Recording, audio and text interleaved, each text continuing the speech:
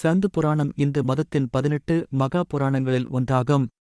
இது இந்து போர்க்கடவுளான ஸ்கந்தன் அல்லது சுப்பிரமணியரின் பிறப்பு மற்றும் செயல்களைப் பற்றி கூறுகிறது. தீய சக்திகளின் ஆதிக்கம். ஒரு காலத்தில் சூரபத்மன் மற்றும் அவரது சகோதரர்கள் சிங்கமுகன் மற்றும் தாரகன் வடிவங்களில் தீய சக்திகள் 3 உலகங்களிலும் ஆதிக்கம் செலுத்தின. சூரபத்மன் மாயை மற்றும் காசியபரின் மகன். தனது தாயின் அறிவுறுத்தலின்படி தேவர்களை வெளியேற்றுவதற்காக செல்வத்தையும் சக்தியையும் திரட்ட உத்தரகுருவில் ஒரு பெரிய யாகத்தை மேற்கொண்டான். அவன் கடவுள்களுக்கு காணிக்கையாக யாகத்தீயில் தன்னை அர்ப்பணித்தான். முடிவில் அவன் மீண்டும் உயிர்ப்பிக்கப்பட்டு பிரபஞ்சத்தில் உள்ள அனைத்து உயிரினங்களையும் ஆளும் இறையாண்மையைப் பெறும் வரத்தைப் பெற்றான். அவனது சக்தி வாய்ந்த குரு சுக்கிராச்சாரியாரும் அவனை ஒரு ஆணவமிக்க மன்னனாக்கினார். அவன் அனைத்து தேவர்களையும் கடவுள்களையும் வென்று சொர்க்கத்திலிருந்து விரட்டினான். சுப்பிரமணியரின் பிறப்பு. தோற்கடிக்கப்பட்ட தேவர்கள் பிரம்மாவிடம் சென்றனர். அப்போது யோக சமாதியில் இருந்த சிவனிடம் செல்லுமாறு அவர் அவர்களுக்கு அறிவுறுத்தினார். சூரபத்மனை அழைக்கும் மகனைப் பெறுவதற்காக காமதேவனை சிவனைத் தூண்டச் சொல்லுமாறு பிரம்மா அவர்களிடம் கூறினார்.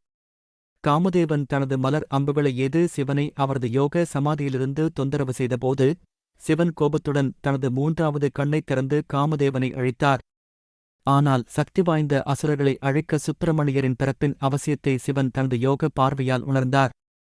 அந்த நேரத்தில் சிவனின் 3வது கண்ணிலிருந்து ஒளித்தீப் பொறிகள் வந்தன. வாயு தேவன் மற்றும் அக்னி தேவன் ஆகியோர் கட்டளைகளின்படி அந்த தீப்பொறிகளை கங்கையில் எடுத்துச் சென்று இமயமலையில் உள்ள சரவணப் பொய்கை என்ற ஏரியில் வீசினர். அந்த தீப்பொறிகள் 6 தெய்வீக குழந்தைகளாக உருவெடுத்தன. அவர்களை 6 கார்த்திகை பெண்கள் வளர்த்தனர்.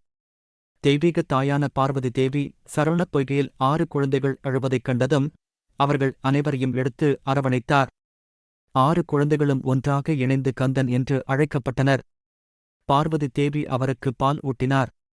எனவே கந்தன் அல்லது சண்முகன் ஒரு உடல், 6 முகங்கள் மற்றும் 12 கைகளைக் கொண்டுள்ளார். கார்த்திகேயர் கைலாசத்தில் குழந்தையாக பல லீலைகளை செய்தார். நேரம் வந்ததும் அசுரர்களின் கொடுமையிலிருந்து தேவர்களைக் காப்பாற்றி அவர்களை மீட்க தனது மகன் முருகனை சிவன் கட்டளையிட்டார். முருகன் வெல்ல முடியாத சக்தியையும் பூதங்கள் மற்றும் கணங்களின் தேவையான வீரமிக்க படையையும் பெற்றார். பார்வதியின் கொலுசுகளில் இருந்து பிறந்த வீரபாகு தலைமையில் 9 சக்திகள் முருகனின் கட்டளையின் கீழ் இருந்தன. அவரது தாயார் உமா தேவி அவருக்கு சக்தி வாய்ந்த வேலை, சக்தி வேலை வழங்கினார்.